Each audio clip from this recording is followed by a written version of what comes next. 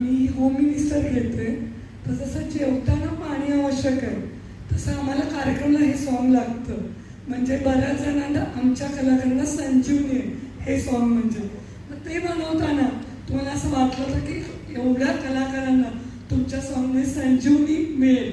म्हणजे झिंगाट हे आमच्यासाठी संजीवनी आहे. मी तर हजारो बायकांच्यात असते, फरमाईश असते की झिंगाटवर नाचत. म्हणजे अगदी लहानापासून म्हातारी बाई तर विचारणं कावरायला लागतं की बस झिंगाटवर नाचणं. मग ही संजीवनी बनवताना तुम्ही हा विचार केला होता का की आमच्यासारख्या कलाकारांना एवढी संजीवनी तुम्ही देऊ शकाल? म्हणजे आमच्यासाठी खरंच ती संजीवनी आहे.